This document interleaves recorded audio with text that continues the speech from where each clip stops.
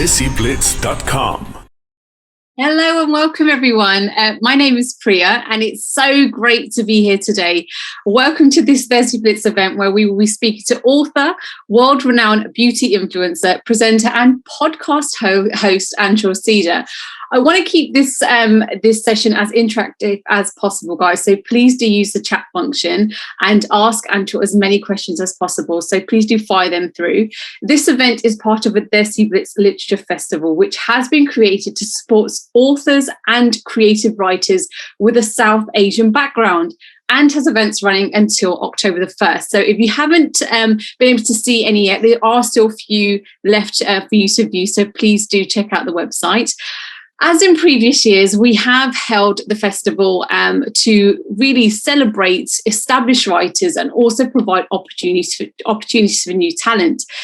The book that we're about to actually discuss today is something that I feel really is close to home. I read it from front to back, and it's something that will make you cry. It will make you sit in reflection. It just really is something that anyone can really relate to. So I'd like to introduce Anchal Seda to this webinar and just really welcome you and say thank you so much for writing such an incredible book. This book really is so relatable. So tell me, how did it all begin for you? You started as a YouTuber, right? Mm-hmm. So I want to get to know you really in the sense of how it all began. So as a YouTuber, what was your thought behind starting your channel in the first place? So hi everyone, first of all. The reason I started my channel in the first place was because I found that I was watching a lot of YouTube. I was at uni in my second year, and you have a lot of spare time sometimes. I was just watching loads of videos, but I found that there wasn't anyone of my skin tone that was sort of on YouTube educating people. And where I was doing makeup at uni, I had really, really good knowledge of makeup. And I'd say I'm quite good at explaining how to do something. So I didn't just want to sit in front of a camera and get ready and be like, this is me, I look good. It was more like, oh, well, I want you to learn how to do it so you can look good.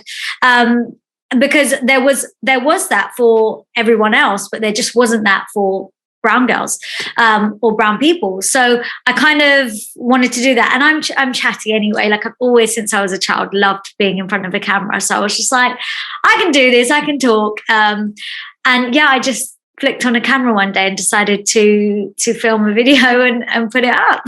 And when you first did that, I mean, what was the kind of, how did your family sort of react? Did they find it a bit silly, or did they take it seriously at the beginning? I would say they didn't find it too strange that I would do something like that, to be honest. Sure. Because in all honesty, when the first ever webcams came out, like 10 years probably before that, I was recording my own TV show on the webcam. I had a stage name. It was just, I was forcing my brother to be interviewed. And also, so it wasn't unusual for me to go and record myself and put it out there.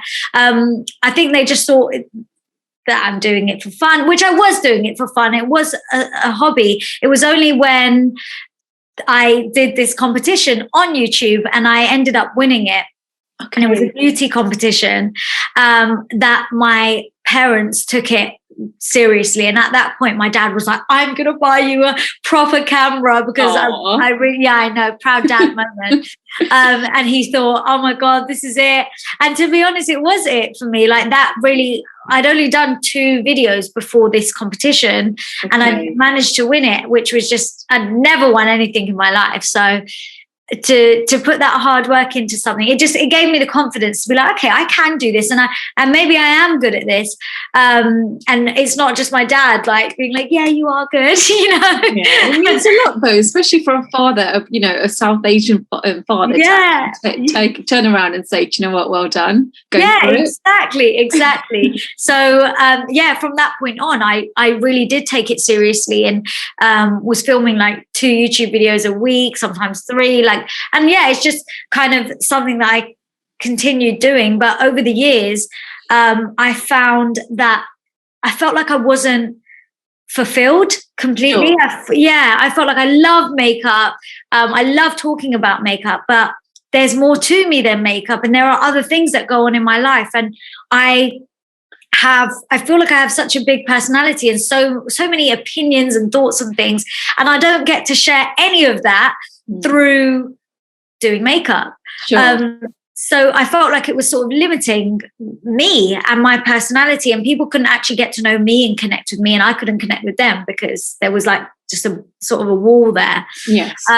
So I've got this notebook as well. This is a really old notebook. And I remember writing down that, like, I want to talk about things. And I listed all these things that I want to talk about, and like maybe self-confidence. And I want to talk about things for brown girls. And just, I tried to come up with all these different like series, like names. Would you say it was almost like the contents to this book? Like, you go through contents and really break things down. So was that the start of the book, would you say? I wouldn't say it's the contents, actually. It was more like the start of me being able to talk about things. And from then, when I did do a few videos like that and I would get a good response, it was giving me the confidence to share and openly speak. I mentioned in my book that I went to therapy. And the therapist, I remember speaking to the therapist saying that, like, I feel like I'm not able to do what I want to do. And what I want to do is I just want to talk, but I'm so scared of what other people are going to think. And I'm so scared of what my dad's going to say, or his family. And, you know, the aunties, I'm scared of what they're going to say when I share my opinions on real life issues. And that is probably where everything started from. Right. And it's such a need out there, because when I read this book, I just thought, wow, how has no one actually put pen to paper about what we actually go through as South Asian women, you know, from birth till, you know, teenage years to getting married, and then, you know, and everything else in between. But I think the reason that this book is so needed is because it doesn't just relate, it's not just a relation to brown girls, it's how people can understand what we go through as well, just as young women in Britain. But in terms of you having this kind of, you've almost put yourself in a position of responsibility in a way, because you've opened up this Pandora's box to all our secrets. I know, even my own secrets. I've got my own confessions in there. No, but the rawness of it has been welcomed by so many people, you know, and the fact that it is based on truth, you know, on so many different levels. So I just wanted to touch upon some of the themes that you actually went through. Let's first begin by you speak about like colorism, so about tanning, and how, you know, growing up it was all about white skin is more beautiful, you know, don't go out in the sun. You know, what were the kind of myths that you heard growing up about having dark skin? That it just wasn't attractive, or you just hear it in lyrics even now, you know, in Bhangra music, you know, they refer to women as being gaudy, and then that's seen to be more like more attractive, more beautiful.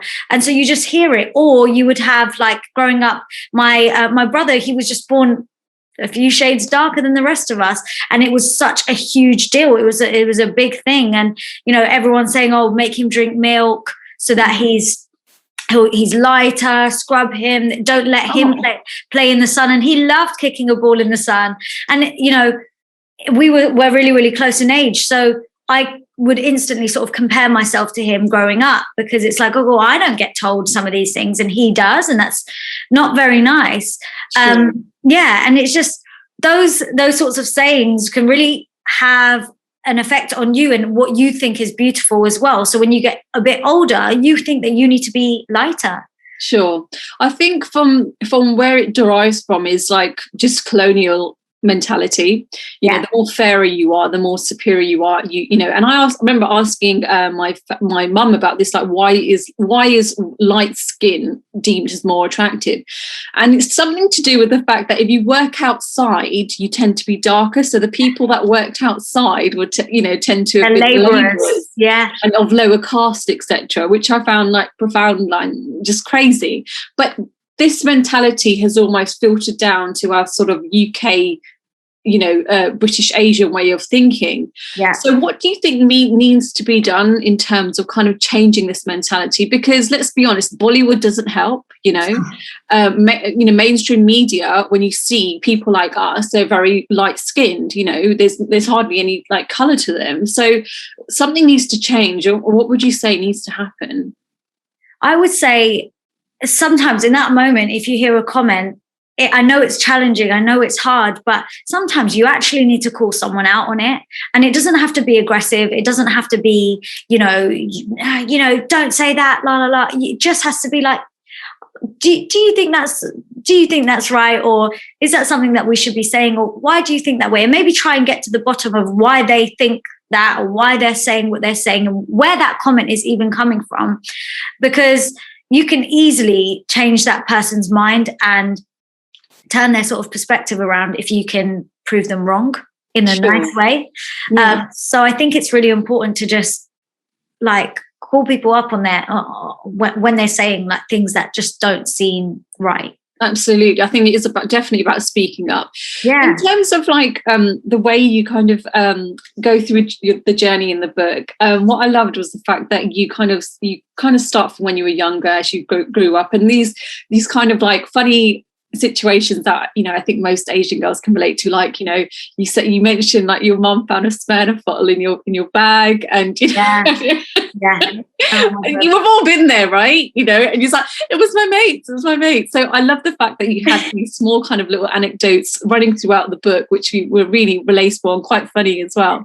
But in terms of us as Asian women, do you think there's a race to get all those boxes ticked, in sense like you get your education, that's first, like get educated, get your degree, not any old degree, it has to be something of substance. Yeah. And then it's like get a good job, get a good salary, and then it's like get married, and then it's have kids, and then it's, do you know what I mean? Then have another child, have a boy. Yeah.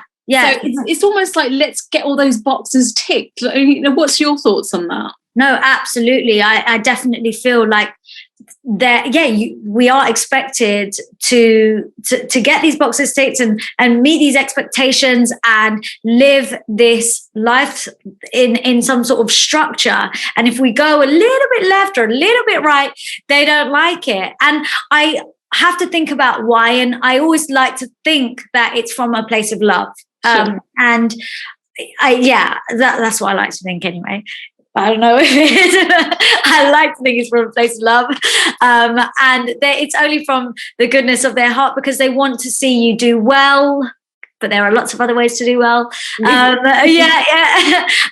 to see you do well. They want to see you settled, and they want to see you have security. Because if our parents, our families have immigrated to other countries and they've had to work really, really hard so that you can have a better life, they want you to have their idea of a better life. Absolutely. It's really interesting that you pull that point up, because if you think about our parents' generation, or even our grandparents, it depended on when we kind of came over to the UK. Around the 50s, I think there was a big surge of South Asians that came to the UK, and England was a very, very different place. It was very racist. It was quite hostile for them. English people didn't quite understand the culture, and from that, I think a lot of mentalities have stuck in that time in terms of the way our parents and our grandparents have thought. So I feel like they're trying to instill those kind of traditions in our mind.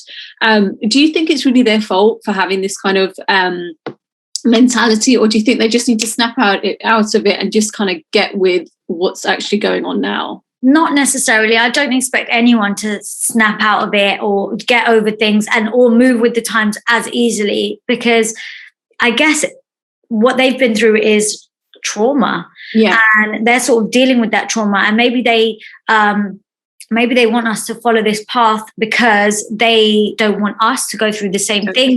And I think, again, it's that thing about having security, which maybe they didn't feel as much.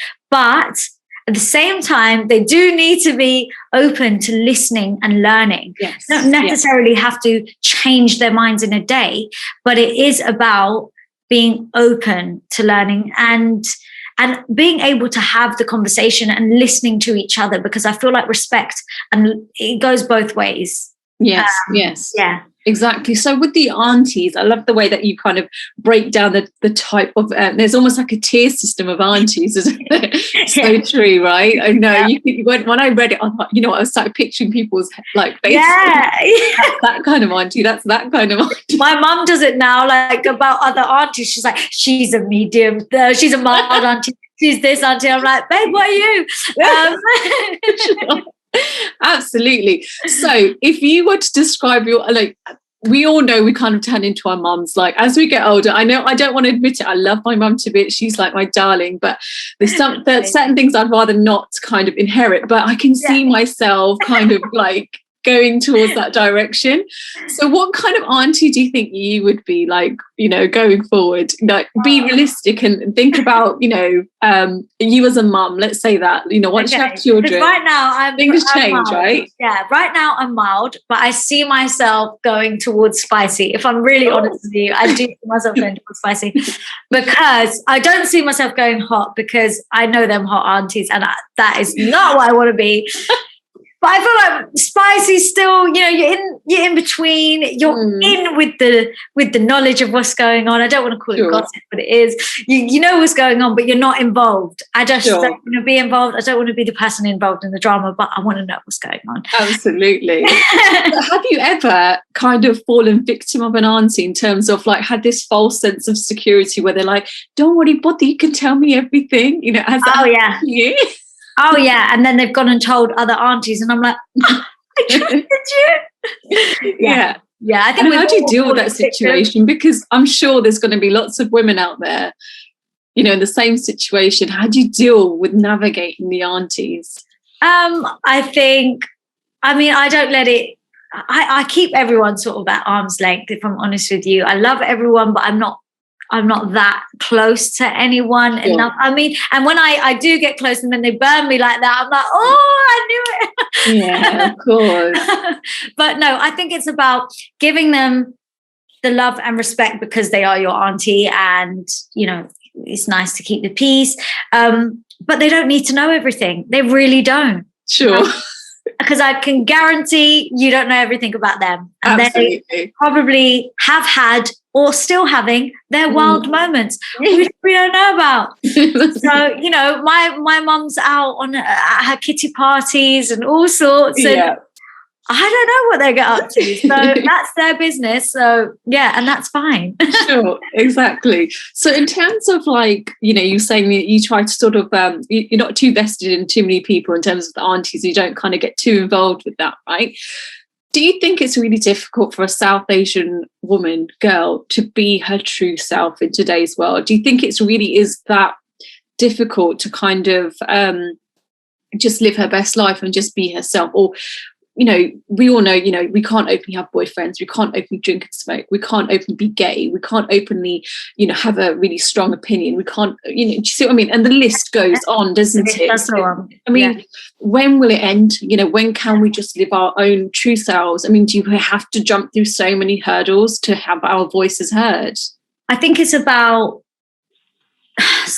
keeping some sort of balance, and it's doing things that don't hurt or harm others. You can absolutely live your best life, make the choices for yourself, as long as no one is getting hurt in the process.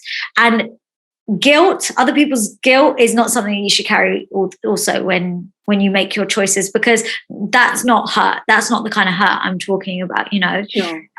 Because I feel like in our culture, we carry this guilt when we make these great decisions for ourselves, or we do something for ourselves and we're feeling independent, we're just feeling good about ourselves. There's this guilt because it's like, oh no, they're not going to like that. If you like, for example, lots of people, if they move out, I've recently had lots of messages about this. They moved out and they're like, oh, I feel really guilty now because I've left my parents. I'm like, they'll be okay.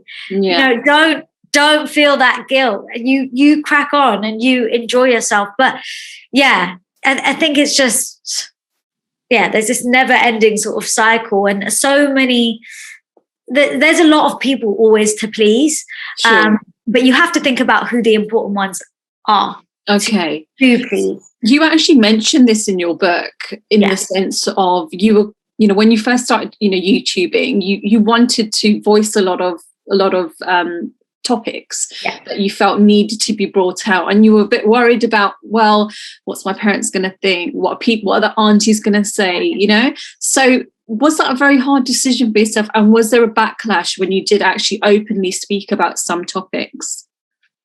It was a hard decision. It took me a long time to actually find the confidence to fully be myself and say what I want to say and say it directly. And I am a very direct person. So what I was really struggling with is having these conversations, but sort of indirectly. Yes. And that was really bothering me, because I'm like, I just want to get to the point. Yeah. But yeah, it took a while and it was challenging. I would say there wasn't major backlash. I would say the only person I would say I had a bit of backlash from is my dad, but he is my number one supporter, and I think he's the person that also worries about reputation. Yes, and and all that. Yes. Yeah, and the aunties are his sisters, so yeah. So here's a question for you, Anchal. Why is it that it's always the dads? Mothers tend to support us more, right? Why is it the dads? Do you think because they see us in them? Do you see what I mean? The mothers do, and the fathers, I don't know, obviously love. There is love there, but it's channeled sometimes in a not in the best way. Not in the best way, and even the way that they are sometimes protective, it's also not in the healthiest way either. And again, that's also something that I struggle with as well. But it's only when I sort of was like, screw it. I am. What I'm saying isn't wrong. And I am not wrong for having an opinion. I am not wrong for sharing my opinion.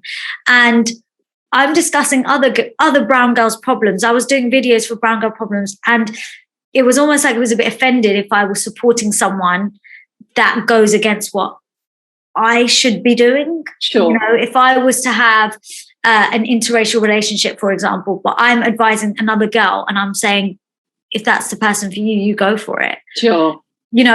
But to him, that's like, well, is that what you would do?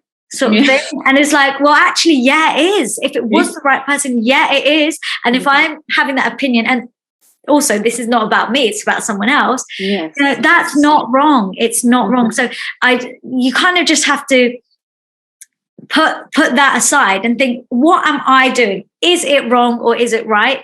And so for any other woman or brown girl out there, if you want to go and live your best life, all you have to think about is the choice you're making going to harm anyone? Is it wrong or is it okay? It's actually absolutely. Okay. And 9 times out of 10, it's fine. Yes. I mean, Anchal, you're the youngest of 3 daughters and you've got a younger brother, right? So do you think your sisters almost had to break down a few barriers before you did they cushion the blow, let's say? Because speaking from experience, I've got an older sister, she might be watching, and so she always says it to me, she goes, I would never been able to do that. There's no way I could do that. Is it the same for you? It is the same for me. I feel like also just when parents, my sister says it all the time about like, oh, they never let me do anything. They never let me do that. And I'm like, well, you didn't ask, did you? Exactly. So that's your fault. And also I think I'd hate putting that too much blame on them, because I think as parents for the first time, they were figuring it out and they actually didn't know what they were doing. That's so true. Absolutely. So, like, you could be mad at them, but at the same time, you have to cut them a bit of slack because they didn't know and they were figuring it out for things. And then, by the time it did get to me, first of all, I am a bit more forward with my wants and needs and everything else. But they'd sort of been like, okay. Oh, brilliant. So, Anchal, growing up, you were kind of we live in modern day Britain, so obviously we're brought up around white people and non-Asians. You mentioned about what it was like growing up being of the minority. Tell me about your experience in terms of like just having more sort of non-Asian friends, and at what point did you have any kind of clash with your identity at the time? Because growing up myself, around non-Asians, I was almost a bit like embarrassed, like you mentioned in the book, when you I think you made Alu Jira, Alu Jira, yeah. With the whole everything home tech, and everyone was kind of looking at you like, what a weirdo, and you're like, no, it's really nice. Yeah, I've been in a similar situation. So how do you navigate through that growing up? As well as number one, we're Indians, but we live in England. We're born and bred. We're British Indians, so that in itself is almost a combined identity. And then on top of that, you've got your parents trying to say, hold on to your culture. You can't do X, Y, Z. You're Indian. Yeah, taking you, and at the same time, your friends are trying to pull you towards that westernization, and there's a real battle going on. So how do you even navigate yourself through that? I think it's such a challenging thing for all of us, just sort of straddling these two cultures and trying to balance it all. And I honestly feel like for a long time I was turning my back away from who I am and my roots, because I was a bit embarrassed growing up, because it wasn't cool. It wasn't cool, people just associate you with curry and being smelly, but I'm like, I don't care, because it's so good. Exactly. So you're lost. But yeah, like at that time when you're young and these things mean so much to you, and other people's opinions do matter to you so much, and especially your peers. It's really, really hard to actually fully accept yourself and your skin tone. So I also wanted to be lighter, or I literally didn't even bother trying to learn Punjabi too much, because I was like, no, don't want to know. And every single time my dad or my parents tried to remind me that I'm Indian, it was almost like, no, I'm British. I'm British Indian. I love it. Don't forget the British before the Indian, okay? But now I'm like, oh my God, I love it. And before I would never just want to go online and wear bindis and wear full Indian jewelry, or be in public in Indian clothes. And actually, I think it was last month, I had my friend's wedding. And you look stunning. I saw the Instagram. Yeah, beautiful. Thank you. But I was literally on the Strand in Central, because I was walking to the venue, and I was in my full lenga. I had my full jewelry on, everything. Like I was done up, and not a single part of me felt embarrassed. And you would think that you'd be like, oh God, I am standing out a bit here. I'm very blingy. But at the same time, I just thought, this is freaking cool. And everyone is looking, and everyone's saying, wow, because it is wow. And I can't believe you were ashamed of that when you were younger. So true. Do you know what? This is the voice that we need to hear for young Asian women, is not to be embarrassed about our roots. Literally we need to own it, just as you did. You walked down the Strand in your lenga, bindi, everything, full jewelry, everything, full bangles. And I was just like, that would never happen. Like for me growing up, that would never I would be so embarrassed. Like just the thought of one of my sort of white friends seeing me and thinking, what are you wearing? And then I was like, so it's top. Exactly. I know. So in terms of growing up in your household, we mentioned about being British Asian, British Indian, but growing up, did you sort of was Diwali more of a thing, or was Christmas more of a thing? Because you mentioned that, and it's like both were definitely just as big and important. Obviously for my parents, especially my dad, Diwali was more of a thing. Sure. And we would do our prayers, and it's something that we still do now as a family together, and we make all the effort for it as well. Sure. Because you don't want to lose those sorts of things. And we have sort of family little rituals that we do together, and they continue, and actually they mean more as you get older. Sure.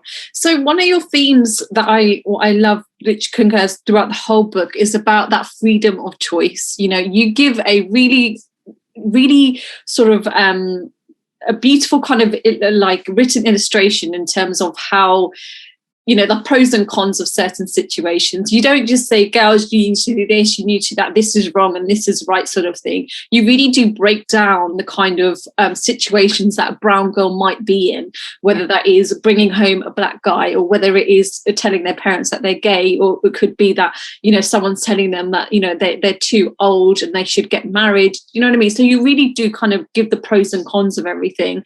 But in terms of like your own personal journey, do you think this book was almost like you documenting what you've learned so far, and you know, in some kind of special effort to kind of help someone else out there, really?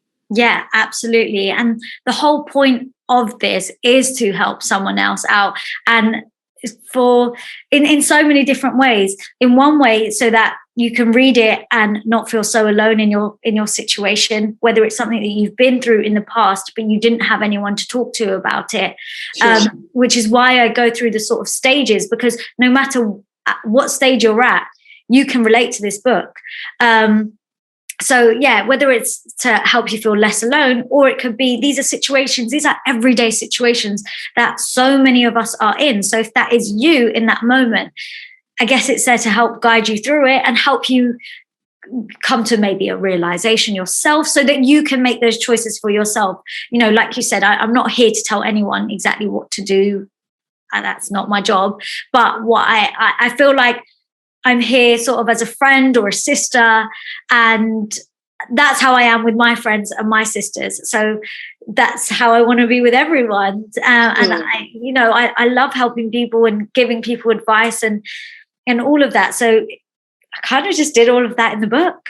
So what kind of reactions have you had so far for the book? Because it's only recently been released. So you've got the Kindle version, you've got the audiobook as well. And, you know, wherever there is to buy a book, you can find your book there, which is fantastic. So what kind of feedback have you had so far? Honestly, the feedback has been amazing. The kinds of messages I've been receiving to say that it's been the most relatable book that they could ever read. They could literally, every single word, like, kind of jumped out at them. And I feel like, so loads of people get my humor as well, which is great. So love that. I was like, did I find it funny? I find it funny. But yeah, that's funny. Oh, good, thanks. So yeah, like, people have been able to, like you said, they can laugh through it, cry through it, and just go through a journey. And yeah, the feedback has been amazing. For me, that has been the most incredible thing, knowing that people can relate. Because I think when I was writing this book, obviously I'm writing about other brown girl problems, and I'm sharing my sort of advice for them while weaving my own personal experiences. So what I was scared about was, well, will they be able to relate to my own personal experiences, or will they be able to relate to someone else's brown girl problem? Or is it just that one, or what? But yeah, it's been incredible knowing that actually it has hit home for so many people, and it's something that they can keep and go back to, and look back on, you know, if there's ever something else, or share with someone. If someone else is struggling through something, it's such a good book to give to someone as well. Absolutely. I mean, this book has, like you said, it made you laugh, cry, reflect, etc. But you do have some serious notes here as well. You know, you talk about, you know, forced arranged marriages. You've talked about, you know, women that are forced to sort of, you know, or condemned because they don't want children, or some people just can't have children, they're just made to feel inferior. So many different areas here. You know, talk about mental health in the South Asian community. So this, although this book kind of acts almost like a Bible for a brown girl, but it also hits on very, very important areas. On a serious note, when it comes to South Asians, I mean, especially when we talk about mental health, it's something that we don't really talk about, especially in our community. As Punjabis, it's just something you just don't deal with. People tend to we haven't actually defined what it means to have a mental health problem in our Punjabi culture. If a man starts overly drinking, they can't say, oh, he's got problems and he can't deal with, I don't know, the loss of his child, or he can't deal with work pressures, or whatever it could be. We all think, oh, he's just an alcoholic, or been doubled, like he drinks a lot. You know what I mean? So these kind of conversations need to happen, and they are mentioned in the book, because things like addiction, things like breakdowns, they lead to other issues in our culture, domestic violence and so forth. So what was your take on that? What was your thinking behind bringing up those very pressing issues? Well, like I mentioned earlier, I've had therapy myself, so I feel like mental health has been really, really important for me and really, really valuable. And I know that when I wanted to start therapy, I almost was a little bit like, oh, who can I even tell that I'm doing this? Should I be embarrassed by this? Is this something to be ashamed of? But actually, like, I think it's absolutely not. I think everybody should have therapy, whether you're in a good place or bad. It's such a great tool. But yes, I've for someone that's had just general issues and found it hard to deal with situations, going to therapy and actually taking the time to look after my mental health has done so much for me and been so valuable, which is why I found it so important to share this topic in my book, so that hopefully it can give other people, whether you're male or female, the push to kind of just go and do it if you're not sure, because it's not a bad thing. It's not something to be ashamed of. You're not sick. You're not ill. You're not any of those words that we get called, or mental. You're not mental. Yeah, exactly. So in terms of like, we in the book you do speak about obviously relationships and growing up. We all know there's a couple of things you don't mention. You don't mention if you've got a boyfriend. You don't mention if you're going clubbing. There's certain things that you don't say to your parents at a certain age, etc. But there's a real dark side to not telling your parents certain things, right? Absolutely. In the book you do say, obviously you don't promote lying to your parents. Let's make it clear. You don't say, go and, this is how you sort of get around your brown parents. It's not about that at all.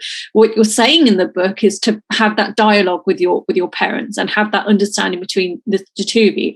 But growing up, right, I don't know if you would agree, but because of that fear of having that transparency between yourself and your elders, you almost put yourself in a bit of a sense of vulnerability and danger, because you're not telling them where you're going, you're not telling them who you're seeing, you're not telling them who you're talking to. You're almost living this whole different secret life.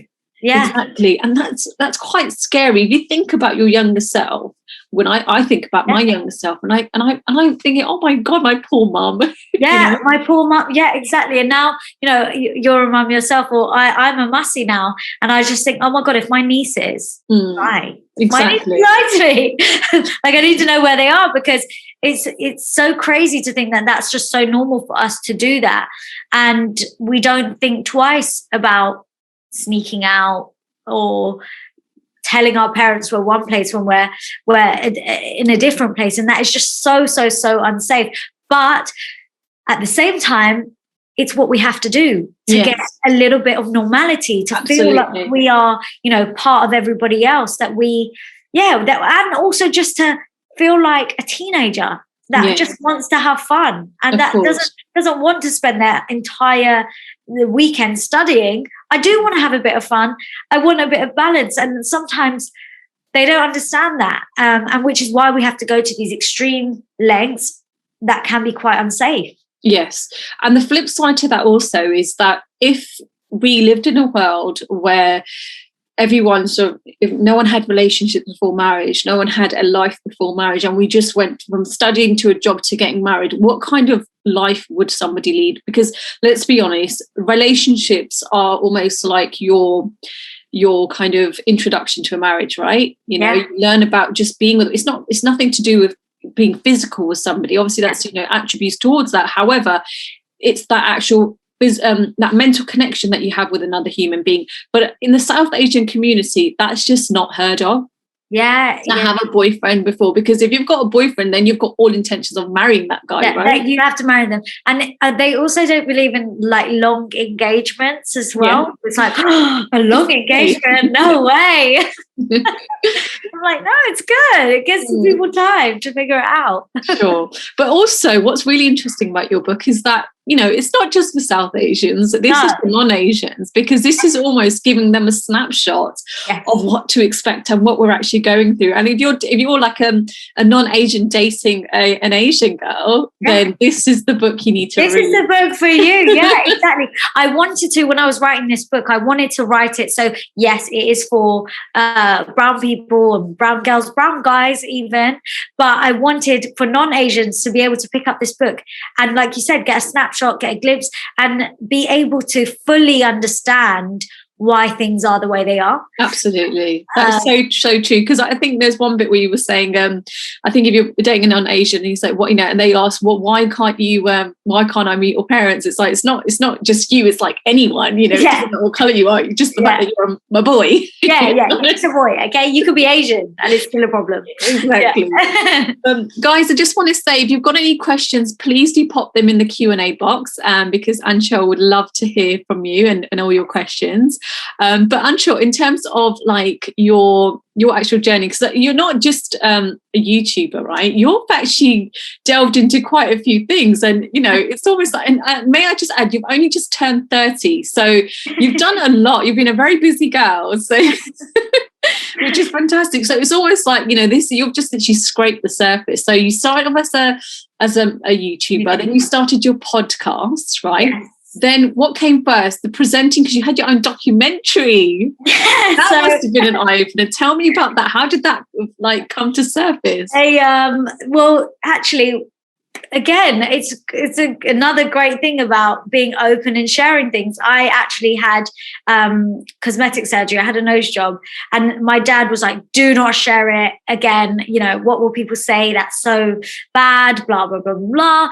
And I was like, no, there are no other Asian people sharing this kind of stuff. Like there isn't, when I was looking and my research, I couldn't find ethnic examples. I think you actually opened the doors to a lot of other influencers sharing their experience of like cosmetic and aesthetic jobs. So yeah, I think you started. Absolutely, because I noticed that. But it was incredible because I don't like hiding things. I like to be as real, as raw. If you like it, you like it. If you don't, you don't. That's fine. But what my intention is to help someone else. And to, again, like, I feel like it all comes from this place. I feel like everything, I've been doing it in different ways. And then the book has just been the main thing. But what I wanted to do is make other people feel less alone, or make other people feel like, like you're holding their hand through something. Exactly. So I did that way before this book even came about. And it's all for the same reason, all for the same purpose. So yeah, from those videos, BBC got in touch. But they got really old videos. Casually, BBC got in touch. And so that documentary came about, which is amazing. And then I did 2 seasons of my podcast, which are also of the same name, What Would the Aunties Say? I did that all this year and last year. It's in the last year. I've done 2 seasons. And then I've also written the book and published it. Wow, that is incredible. So like, talk me through the whole surgery.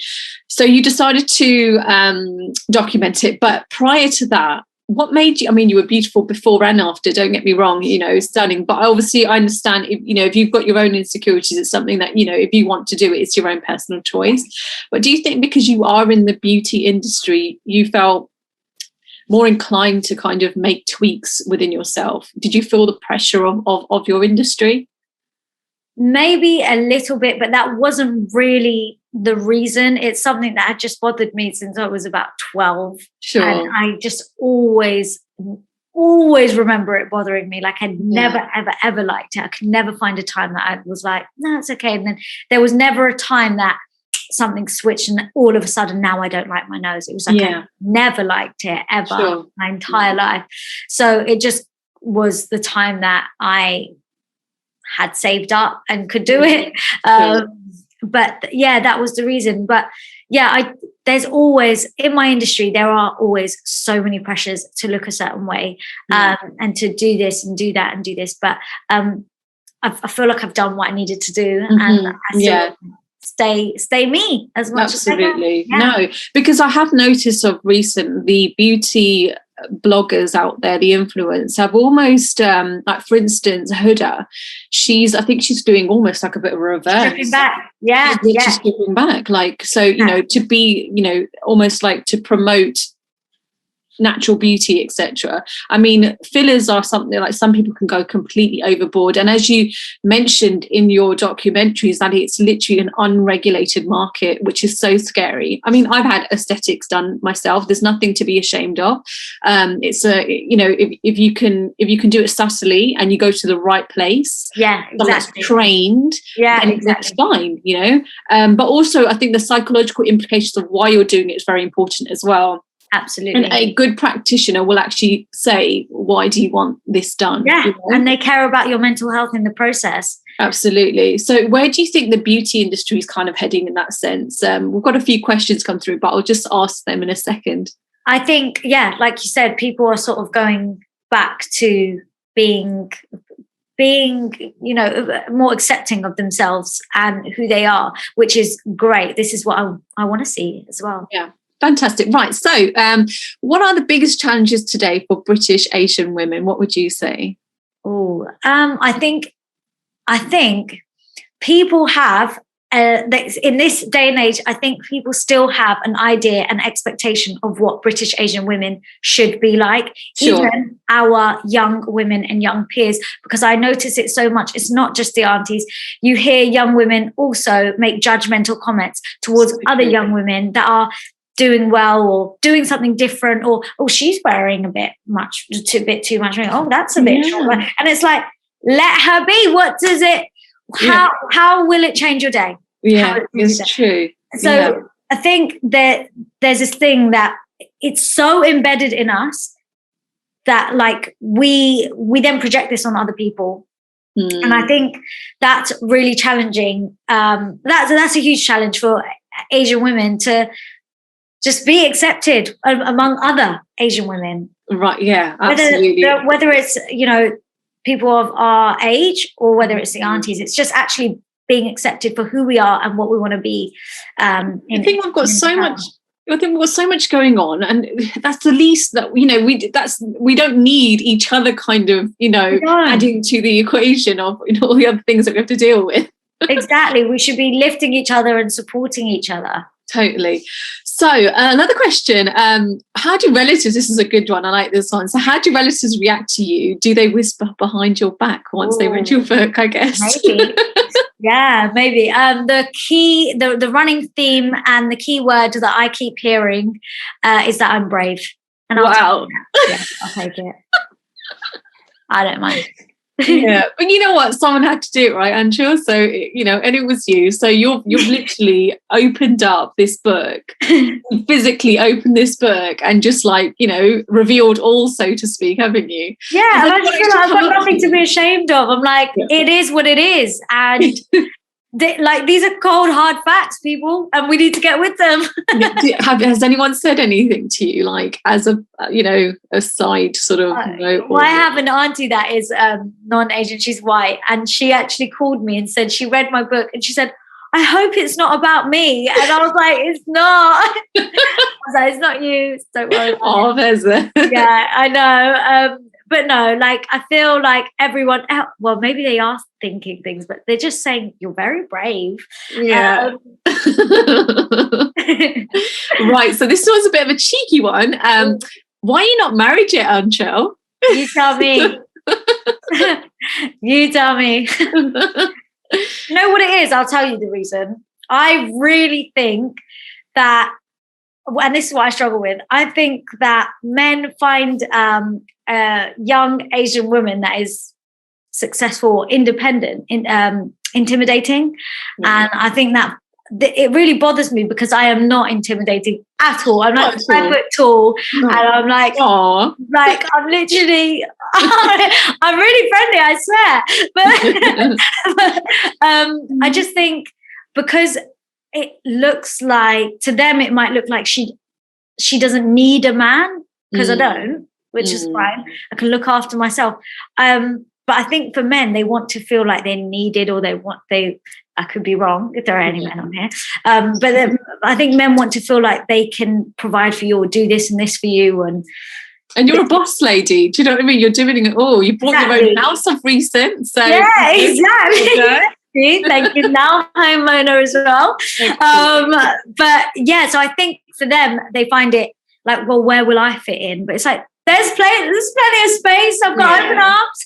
Do you know what it is as well, Anchal? You know, just out of response to that, you're so busy just creating this beautiful life for yourself and your future, you know, paving the way, you know, all your dreams and stuff. And I think marriage and meeting someone, it will just hit you when you least expect it. That's what everyone used to tell me. And it really does work that way. So it would just be like, I don't know, you'll be on Strictly Come Dancing or something. You might fall in love with your co-dancer or something.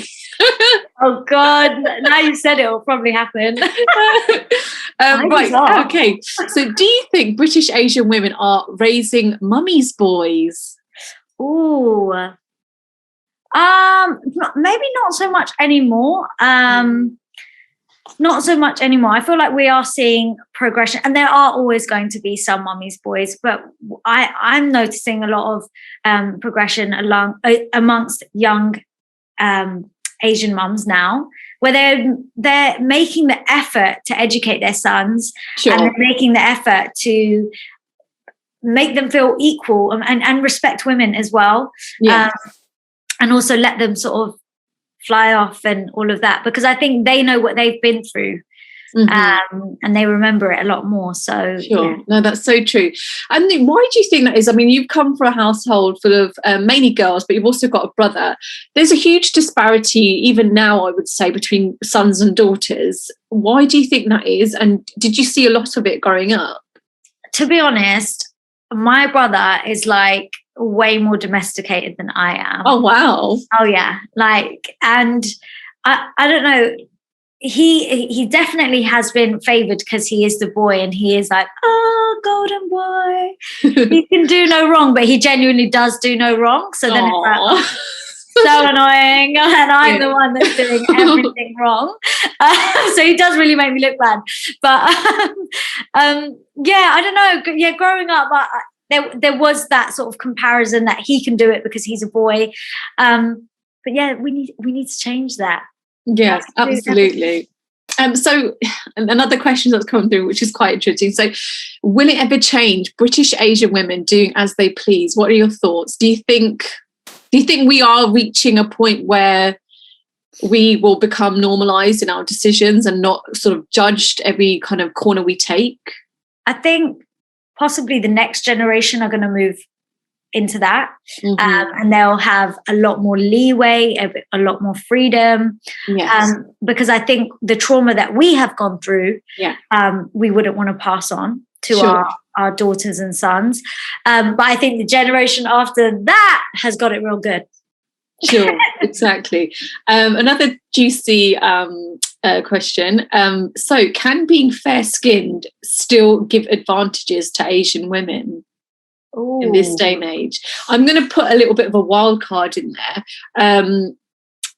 I think sometimes people are colour discriminative without even realising, even in our community. Do you know what I mean? If there's a darker skinned person or a lighter skinned person, you almost feel it's ingrained in your mind, isn't it? I don't know how or why. I mean, my family, we're all kind of we're all types of brown. Do you know what I mean? In really fair, really, you know, deep toned, and it's all beautiful. So I've grown up with a whole mix, but growing up, I could see how, you know, people of a darker skin tone are treated very differently. But they are. I agree. Are there advantages, do you think, being light-skinned? Yeah, it's kind of almost that thing of pretty privilege. And I feel like being fairer skinned, you fall a bit more into that. That's not necessarily the right thing, and it doesn't mean you are better than anyone else. But I feel like it does. People just do that. You have these advantages and privileges because of your fairer skin, and you're seen to be more beautiful.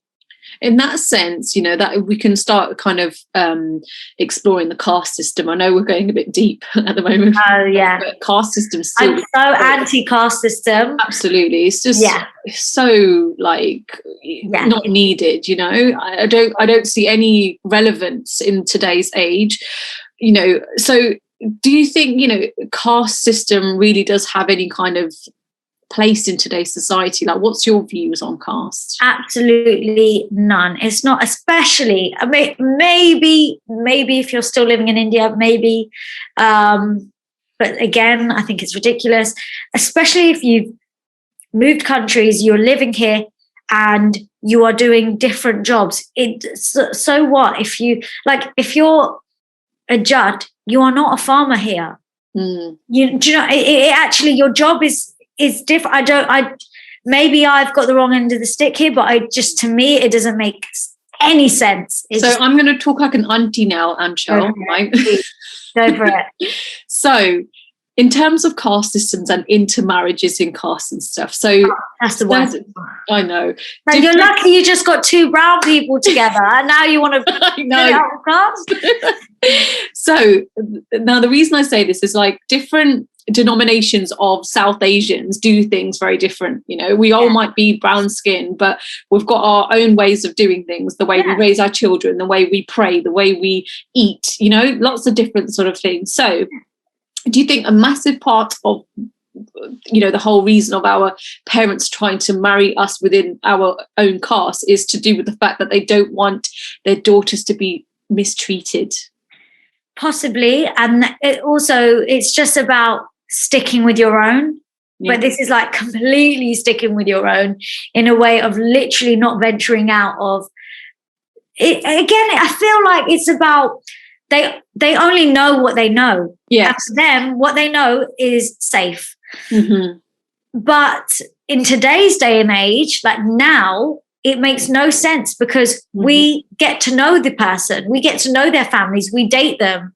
So at that, when people message me and say my parents won't let me and my boyfriend be together because we're different castes, but we've been together for 3 years, but we can't get married. Yeah. I'm like, well, in that 3 years that you've dated, you know this person. Mm-hmm. You've possibly met their family, you've integrated into each other's lives. So yes. You know that this person is good for you. I don't understand how caste at this point plays any sort of part. I'd understand if it was maybe an arranged marriage or something like that, because then it's about feeling safe and you know who you're giving your daughter to, and it's the same sort of family as your family. But nowadays here, I just think it makes no sense. Sure. No, thank you so much, Anchal. Well, I think we are coming to a close for this interview. This hour has completely flown by, hasn't it? I've so enjoyed just getting to know you and just understanding where how you sort of began and your journey, and it's been so interesting. And you know what? I know you're just literally scratching the surface. This is the beginning, and you're only going to sort of excel in in all the areas that you're doing. You might even have your own show soon, on television. Let's see. So I'd like to say thank you so much for all the questions that have come through, and for DESIblitz for holding this event today. This online literature festival has been produced by DESIblitz.com and is supported by the Arts Council England. DESIblitz has always been proactive in supporting arts and creativity. You can find out more about how we do this, as well as details of further events, which is happening around this year's festival, by visiting DESIblitz.com/arts. Anchal, thank you once again, and keep in touch with us, and we're looking forward to maybe a new book, or we'll see what's next.